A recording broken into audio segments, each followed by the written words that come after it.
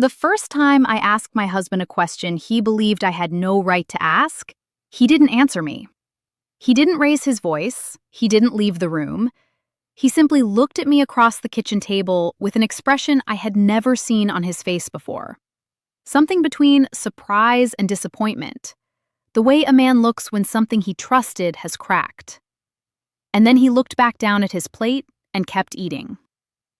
I sat across from him and I watched him chew and I thought, what did I just do? Before I tell you what I asked, I need you to know something. In our community, there are questions a wife simply does not ask. Not because anyone writes them down, not because they appear in any church document or bishop's ruling, but because every Amish girl learns before she is old enough to marry that a good wife does not question the direction her husband has chosen. She walks beside him. She supports him. She trusts that God gave him the authority to lead, and that her role is to follow that lead with a quiet and willing heart. Asking why was not curiosity in our community. Asking why was a challenge. And challenging your husband was something that had consequences I was only beginning to understand the morning after that dinner. My name is Martha, and this is Hannah the Amish Girl, the channel where the stories that were never meant to leave the kitchen finally get spoken out loud. I grew up old order Amish in a close farming district in Ohio. I married young, left harder, and spent years in the outside world slowly learning the names for things I had lived through but never had language for. If you want to keep hearing the truth from behind the prayer cap, the things the community never wanted you to know, please subscribe and tap the like button now. It costs you nothing, and it keeps these stories alive. And before we go any further, I want you to tell me something in the comments. Was there ever a question you were too afraid to ask? Because I was afraid of mine for 7 years before I finally asked it. And I am still living with what happened next. Now, let me tell you what I asked. It was a Tuesday in late October. The harvest was done, and the cold had come in fast that year. The kind of cold that moves into the bones of the house before you are ready for it. Jonas had been gone for 3 days to help his brother move cattle 2 counties over. He came home on a Monday evening, ate the supper I had kept warm, said almost nothing, and went to bed early. The next morning at breakfast, I set his coffee down, sat across from him, and I asked him where the money from the fall harvest had gone. That was the question. That was all it was. Where did the money go? I want you to understand what I was actually asking. We had had a good harvest that year, better than the 2 before. I had been stretching the household money since August, buying flour in smaller amounts, making the children's shoes last 1 more season, telling myself it would be easier once the harvest money came in. Jonas managed all of our money. That was not unusual. That was not specific to our marriage. In nearly every old order household I had ever known, the husband controlled the family finances and the wife managed the household within whatever she was given. I had never questioned this arrangement. I had never been given reason to until that October, when the harvest money arrived and nothing in our household changed, and I did not know why. So I asked. I said, Jonas, the harvest came in well this year. Where did that money go? He looked at me the way I already told you, that cracked and surprised expression. Then he looked down at his plate. He finished his breakfast. He put on his coat. He went out to the barn. He did not answer me that day. He did not answer me the next day either. And on the 3rd day, his mother came.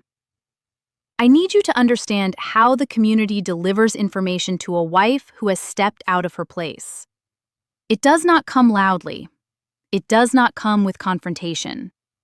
It comes quietly, through the back door, in the form of a woman who loves you and has been sent to correct you. Jonas's mother, Ruth, was a woman I respected. She was not unkind. She worked harder than almost anyone I had ever known, and she had raised 6 children on a budget tighter than ours, and she had never once, to my knowledge, complained about any of it. She came in with a loaf of bread, sat at my kitchen table, poured her own coffee, watched me for a while, and then she said, very gently, "I heard you've been asking Jonas about the farm accounts." I said yes. I told her I had asked once, at breakfast. She nodded slowly, the way older Amish women nod when they are choosing their words with great care. She said, "Martha, a husband carries the weight of the household in ways a wife does not always see. When you question how he carries that weight, you are not asking a question. You are telling him you do not trust him.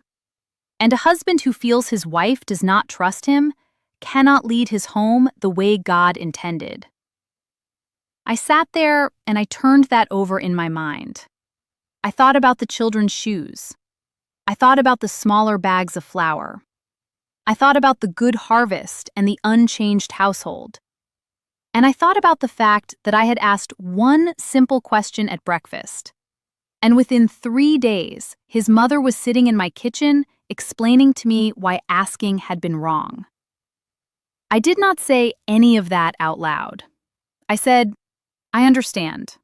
I just wanted to know so I could plan the winter shopping." She looked at me for a long moment. Then she said, "That is Jonas's worry, not yours. Your worry is the household. Let him worry about what's above that." She finished her coffee. She left. And I sat at my kitchen table in the cold October light, and I felt something harden inside me. Not bitterness yet, something quieter than bitterness. More like the moment when a door closes and you realize for the first time that you did not know the door existed until it shut. That was the first question. Over the next 2 years, I learned, slowly and sideways, the way Amish women learn everything, the full list of what I was not permitted to ask. I did not learn this list from any one source.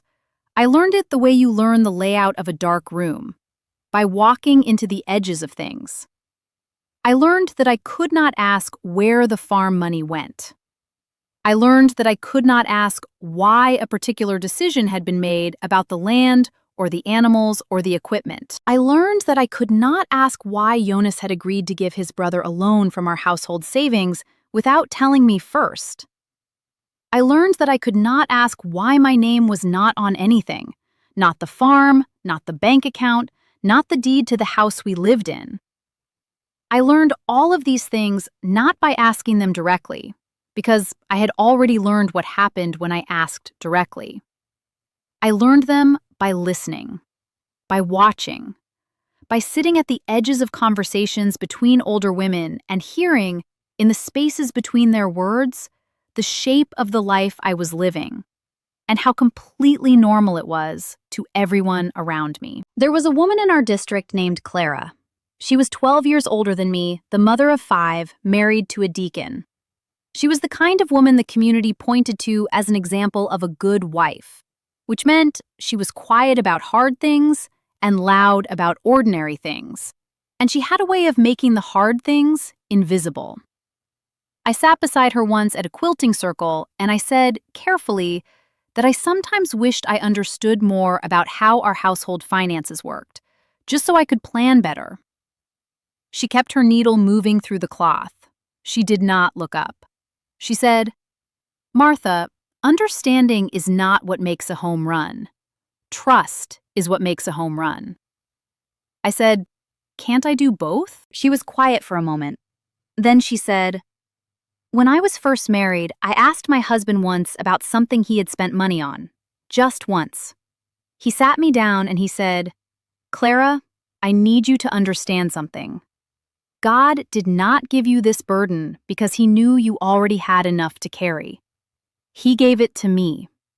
Let me carry what he gave me.'" She finally looked up from her quilting. She said, "I have never asked since. And Martha, I want you to really hear this. My life has been easier for it. Not smaller, easier." I looked at her hands moving steadily through the cloth, and I thought about what she had just told me. And I thought, there is something she is not saying. There is a whole room behind that sentence she is not taking me into. I did not push. I learned not to push. But here is what I know now that I did not know then. Clara's husband had a second account.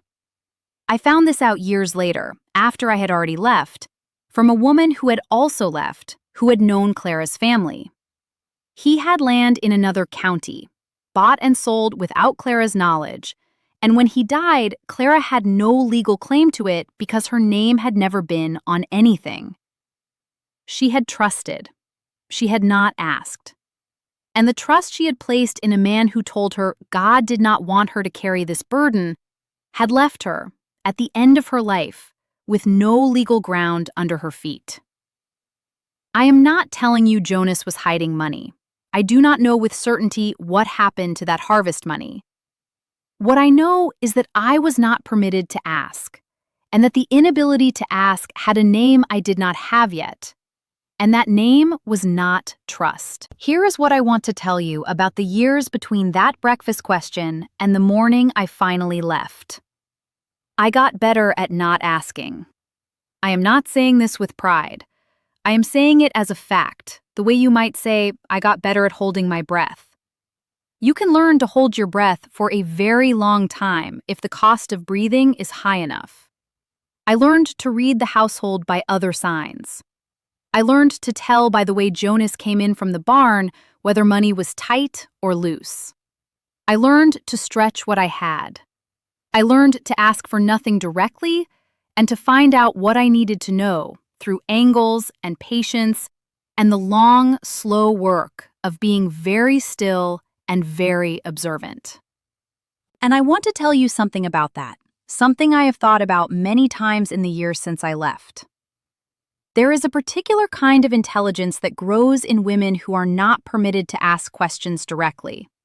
It is not smaller than ordinary intelligence. It is actually a form of intelligence that requires enormous precision, enormous patience, and an ability to hold multiple uncertain things in your mind at once and draw conclusions from the smallest evidence. Amish women who are not permitted to ask are often extraordinarily perceptive. We had to be. When the front door is locked, you learn to read what comes through the window. What I could not do with that intelligence was use it to protect myself. Because protecting yourself requires information. It requires legal standing. It requires the ability to say, I see what is happening here, and I am going to change it. And I had none of those things. I had perception without power. And perception without power is just a more sophisticated form of helplessness. I left when my youngest was 3. I will tell that story in another video because it deserves its own space. But I will tell you this. The morning I left, I sat in my car outside our property with everything I owned in 2 bags in the back seat. And I thought about that breakfast in October, years before, when I had asked my husband where the harvest money went. I thought about how small that question was. I thought about how a woman asking her husband about their shared finances should be the most ordinary conversation in the world. I thought about the 3 days of silence, and his mother at my door, and Clara at the quilting circle with her needle moving and her eyes down, and the whole slow machinery that had been put in motion to teach me not to ask. And I thought, this is what it cost.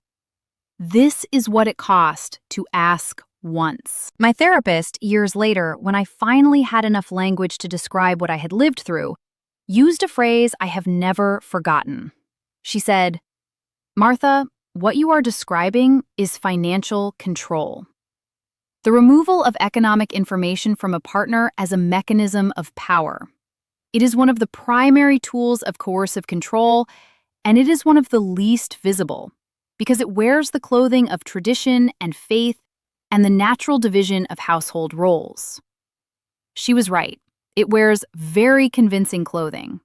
It has Bible verses sewn into the lining. It has generations of women before you who survived inside it and called the survival something holy. If you grew up in a home where you were not permitted to ask about money, I see you.